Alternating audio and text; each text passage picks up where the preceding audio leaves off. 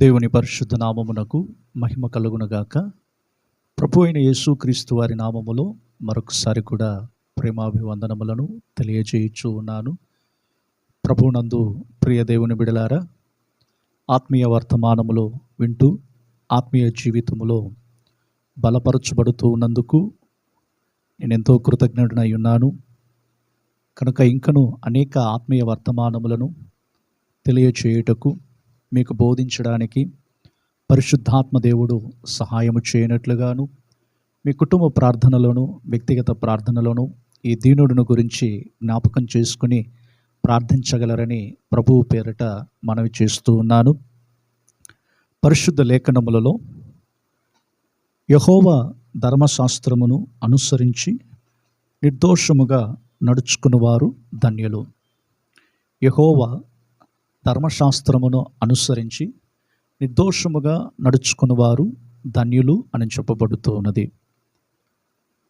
దేవుని బిడ్డల యొక్క జీవితాలలో ప్రభు మార్గములోనికి వచ్చిన తరువాత ఆయన ఆజ్ఞలను అనుసరించేవారముగాను, ఆయన కట్టడలను గైకొనేవారముగాను, ఆయన విధుల ప్రకారముగా మన జీవితం కట్టబడుతున్నట్లుగా, మరి ప్రభు బిడ్డలమైన మన బ్రతుకులలో ఒక గొప్ప మార్పు కలగాలని దేవుని వాక్యం అనేది మనల్ని ఎంతగానో శుద్ధీకరిస్తూ ఉన్నది, పరిశుద్ధపరుస్తూ ఉన్నది.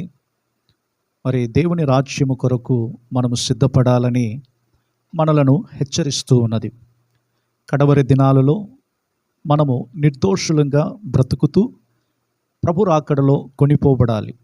ఎందుకంటే దేవుని వాక్యం ఇలాగ సెలవిస్తూ ఉన్నది, అందరూ పాపము చేసి దేవుడు అనుగ్రహించు మహిమను పొందలేకపోయిరి. లోకములో ఒక్కరు కూడా నీతిమంతుడు అనేవాడు లేడు గనుక ప్రతి ఒక్కరూ పాపములో జన్మించబడిన వారమే. కనుకనే యోబు గ్రంథములో ఒక మాట చెప్పబడుతూ ఉన్నది, స్త్రీకి పుట్టిన నరుడు ఎలాగ శుద్ధుడు కాగలడు అని. మరి దేవుని బిడలమైన మన బ్రతుకులలో మనము శుద్ధులంగా మారాలి, నీతిమంతులంగా మారాలి. మరి యథార్థవంతమైన బ్రతుకు అనేది క్రైస్తవ జీవితంలో జీవిస్తున్న ప్రతి ఒక్కరిలో కూడా కనబడాలనేదే దేవుని యొక్క ఒక గొప్ప ప్రణాళిక అయి ఉన్నది. మరి దేవుని యొక్క ప్రణాళిక అనేది ఏ వ్యక్తి జీవితంలో మారదు. దేవుడు ఒక ప్రణాళికను ఉంచాడంటే ఆ ప్రణాళికను బట్టే వారు నడిపించబడుతూ ఉన్నారు. మనుషులు మనం మారిపోవచ్చేమో కానీ, మన క్రియలు మారిపోవచ్చేమో కానీ, మన నడవడికలు మారిపోవచ్చేమో కానీ, మన ప్రవర్తన మారిపోవచ్చేమో కానీ, దేవుని యొక్క ప్రణాళిక అనేది ఏమాత్రము కూడా మారదు. ఎందుకంటే యేసు ప్రభువారు నిన్న నేడు నిరంతరము ఏకరీతి అయిన దేవుడై ఉన్నాడు. మరి అలాంటి దేవుణ్ణి కలిగిన మన జీవితాలలో దేవుని ధర్మశాస్త్రమును అనుసరించి నిర్దోషముగా మనము నడిచినప్పుడు ధన్యులము అని చెప్పబడుతూ ఉన్నది. ఇక్కడ ధనవంతులను చూసి ధన్యులని చెప్పబడలేదు, లేకుంటే బీదవారిని చూసి ధన్యులని చెప్పబడలేదు, కానీ నిర్దోషముగా నడుచుకుని వారు ధన్యులు అని చెప్పుచూ ఉన్నాడు. కనుక నా ప్రియ దేవుని బిడలారా, ప్రతి ఒక్కరి జీవితాలలో నిర్దోషముగా నడుచుకునే కృప మనము దేవుని యొద్ద నుండి పొందుకోవాలి. మనంతటా మనము నిర్దోషంగా నడుచుకోవాలంటే మన వలన కాదు, కానీ దేవుని యొక్క కృప, ఆయన యొక్క సహాయము మనకు తోడై ఉన్నప్పుడు నిర్దోషముగా నడుచుకోగలుగుతూ ఉన్నాం. చూడండి, చాలామంది జీవితాలలో నిర్దోషముగా నడుచుకోవాలని ఎంతో ప్రయత్నం చేస్తూ ఉంటారు. తమ శక్తి కొలది ఎలాగైనా నిర్దోషముగా నడుచుకోవాలి, ఎటువంటి నిందలు మోపబడకూడదు, ఎటువంటి తప్పులు మన జీవితంలో వెతకకూడదు, ఒకరు వేలెత్తి మనలను చూపించే ఆ బ్రతుకు మనకు వద్దు అని క్రైస్తవ మార్గంలో ఎంతోమంది ఇలా జీవించాలని ఆశపడుతూ ఉంటారు. లోకములో ప్రతి ఒక్కరు కూడా అలాగే జీవించాలని ఆశపడుతూ ఉంటారు. ఒకరు వేలెత్తి మనలను చూపించే ఆ జీవితం మనకు అవసరమా అని చెప్పి ఆలోచిస్తూ ఉంటారు. కనుక నా ప్రియ దేవుని జనమా, దేవుని బిడలమైనటువంటి మనలో ఇంకా ఆ తాపత్రయం అనేది, లేకుంటే ఆ దాహం అనేది మనలో కలిగి ఉండాలి. ఎందుకంటే నిర్దోషముగా నడుచుకున్న వారు ధన్యులు అని చెప్పి లేఖన భాగములు మనకు తెలియజేస్తూ ఉన్నప్పుడు, మరి క్రైస్తవ మార్గములోనికి వచ్చినటువంటి మనమందరము కూడా నిర్దోషమైన మార్గములో నడవాలి. దేవుని వాక్యమును అనుసరించి దాని ప్రకారముగా మనం నడుచుచూ ఉన్నప్పుడు దేవునిని ప్రేమించే వారముగా ఉంటున్నాం. చాలామంది అంటారు, మనం దేవుని ప్రేమిస్తున్నాము కదా, మరి దేవుని మార్గములలో మనం నడుస్తున్నాము కదా, మనకెందుకు ఈ నిందలు, ఈ అవమానములు, ఇలాంటివన్నీ ఎందుకు మనకు జరుగుతున్నాయని చెప్పి చాలామంది అంటూ ఉంటారు. నా ప్రియ దేవుని జనమా, దేవుని వాక్యములో మనము గమనించినప్పుడు పాత నిబంధనలో దావీదు భక్తుని యొక్క జీవితములోను, దానియేలు యొక్క జీవితములోను మనము గమనించినట్లయితే కొన్ని ఆత్మీయ విషయములు వాటి నుండి మనము తెలుసుకోగలుగుతూ ఉన్నాం. కనుక ఇక్కడ చెప్పబడుతున్నటువంటి మాటలలో, లేఖన భాగములలో సమూయేలు మొదటి గ్రంథము 29వ అధ్యాయము 3వ వచనములో మనం చదువుతూ ఉన్నప్పుడు, ఫిలిష్తీయులు సర్దారులు ఈ హెబ్రీయులు ఎలా రావలెను అని ఆకీషును అడగగా, అతడు ఇన్ని దినములు ఇన్ని సంవత్సరములు నా యొద్ద నుండిన ఇశ్రాయేలీయుల రాజైన సౌలునకు సేవకుడగు దావీదు ఇతడే కాడా, ఇతడు నా యొద్ద చేరిన నాటి నుండి నేటి వరకు ఇతని యందు తప్పేమియూ నాకు కనబడలేదని ఫిలిష్తీయుల సర్దారులతో అనెను. ఇక్కడ మొదటి వచనములో మనం చదువుతున్నాము, అఫేకులో వారు దిగి ఉన్నారు. ఎందుకు దిగారు, ఏ ఉద్దేశముతో వాళ్ళు ఆ స్థలములో దిగారు అని మనం గమనించినట్లయితే, ఫిలిష్తీయులు ఇశ్రాయేలీయులకు ఎదురుగా యుద్ధము చేయుటకు ఆ స్థలములో వారందరూ కూడా కూడుకున్నారు. ఇటువంటి సందర్భములో దావీదు వారితో కూడా వెళ్ళాలని అనుకున్నప్పుడు ఆ ఫిలిష్తీయులు చేసినటువంటి ఆలోచన ఏమిటంటే, ఈ దావీదు మనతో కూడా రాకూడదు అని చెప్పి వారు అక్కడ ఆకీషునకు తెలియజేస్తూ ఉన్నారు. ఈ మాట ఆకీషు ఏమని చెప్తున్నాడంటే, ఫిలిష్తీయుల సర్దారులతో చెప్పిన మాట ఏమిటంటే, ఇతడు చేరిన నాటి నుండి, నా యొద్ద చేరిన నాటి నుండి ఇతని యందు తప్పేమియూ నాకు కనబడలేదు అని చెప్పాడు. మరి సమూయేలు మొదటి గ్రంథం 17వ అధ్యాయంలో నుండి మనం చదువుతున్నప్పుడు ఫిలిష్తీయుల యొక్క నాయకుడైనటువంటి గొలియాతును చంపినటువంటి వ్యక్తియే ఈ దావీదు.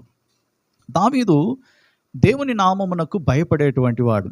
మరి సున్నతి లేనటువంటి ఫిలిష్తీయుని చూసి ఏమంటున్నాడు, ఇదిగో నేను యెహోవా నామములో నీ మీదకి వచ్చుచున్నానని చెప్పి అతన్ని హతమార్చినట్లుగా దేవుని వాక్య భాగములో మనం చదువుతూ ఉన్నాం.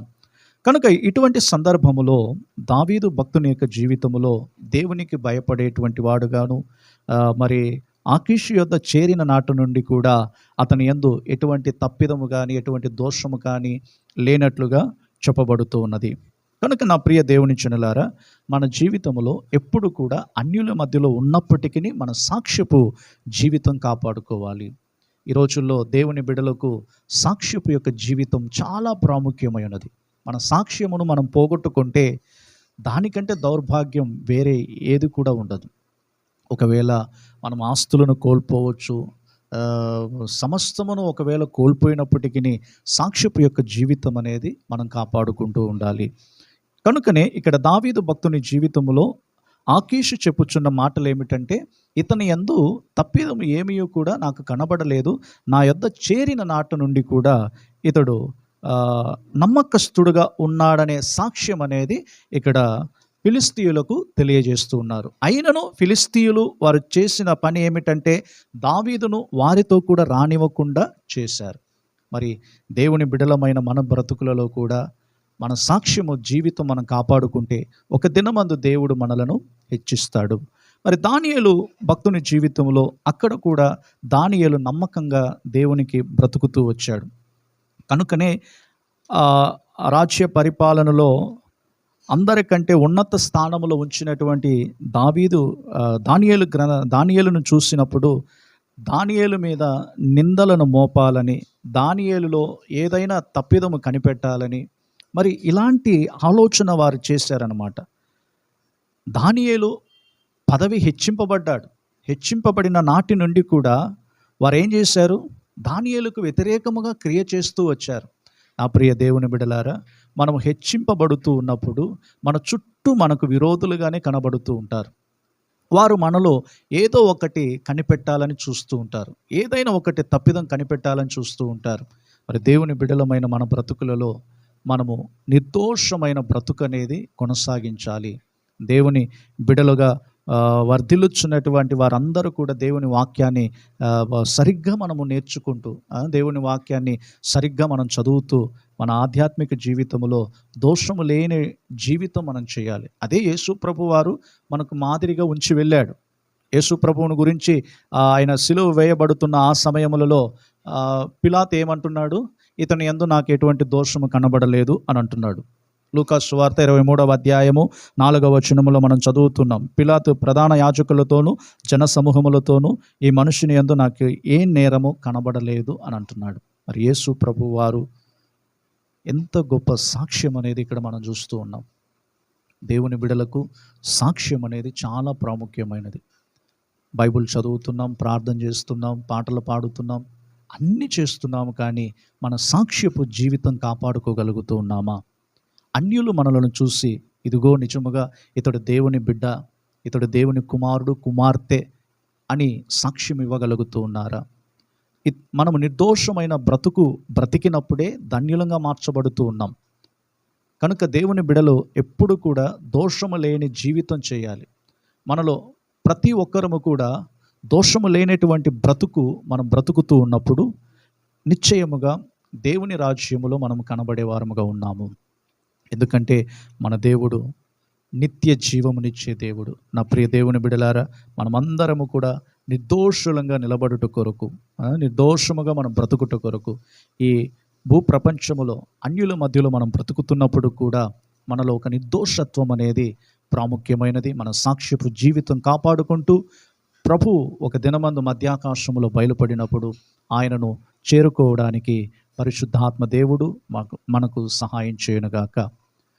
ప్రేమ కలిగిన మా తండ్రి, మీకు స్తోత్రాలు చెల్లిస్తూ ఉన్నాము. ఆశీర్వదించబడిన ఈ సమయములో యెహోవా ధర్మశాస్త్రమును అనుసరించి నిర్దోషముగా నడుచుకున్న వారు ధన్యులని చెప్పారు.